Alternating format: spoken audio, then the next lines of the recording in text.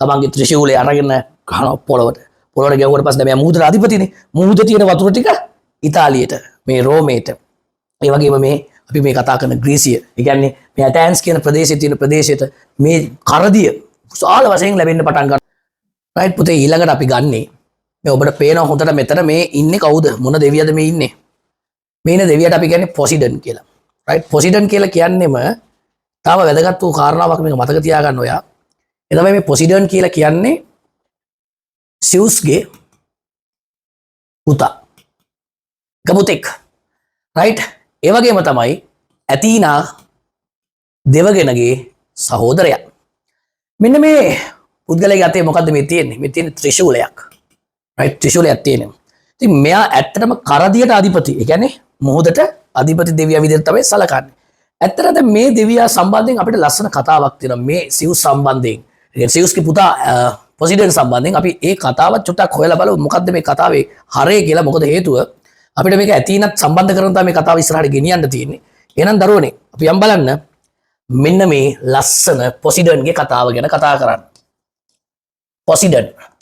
ඔහු කවුද? කරදියට අධිපති, මුහුදට අධිපති. ඔහුගේ සහෝදරිය තමයි ඇතීනා. මේ දෙන්නටම විශේෂිත නගරයක් තිබුණා. මේ දෙන්නටම මේ නගරේ අධිපති වෙන්න ඕනේ. මේ නගරය තමයි මේ බොහොම ලස්සන නගරයක් තිබුණා ඇතැන්ස් කියලා. ඉතින් මේ ඇතැන්ස් නගරය කාටද අයිති කරගන්න ඕනේ? පොසිඩන් කියන එක මට ඕනි කියලා. ඇතීනා කියන එක නෑ මට ඕනි කියලා. දැන් මේ දෙන්න අතර ලොකු තරගයක් කරනවා. අවසානයේ මොකද කරන්නේ? මේකට තමන්ගේ තාත්තා සියුස් මැදිහත් වෙලා දෙන්නටම කියනවා මෙන්න මේ පොසිඩන්ට සහ ඇතීනාට කියනවා ඔයාලා දෙන්න අතරින් වටිනාම මේ ඇතීනා නගරය වෙනුවෙන් ඇතැන්ස් නගරය වෙනුවෙන් වටිනාම තෑග්ග දෙන කෙනාට තමයි මේකේ ජයග්‍රහණය හම්බ වෙන්නේ, මේකේ අයිතිය හම්බ වෙන්නේ කියලා කියනවා. එතකොට ඉස්ලාම අවස්ථාවක් ලැබෙන පොසිඩන්ට මොකද කරන්නේ? තමන්ගේ ත්‍රිශූලය අරගෙන ගහනවා පොළවට. පොළවට ගැහුවට පස්සේ දැන් මුහුදට අධිපතිනේ. මුහුදේ තියෙන වතුර ටික ඉතාලියට, මේ රෝමේට. ඒ වගේම මේ අපි මේ කතා කරන ග්‍රීසිය. ඒ කියන්නේ මේ ඇතැන්ස් කියන ප්‍රදේශයේ තියෙන ප්‍රදේශයට මේ කරදිය විශාල වශයෙන් ලැබෙන්න පටන් ගන්නවා. මිනිස්සු හරි සතුටු වෙනවා.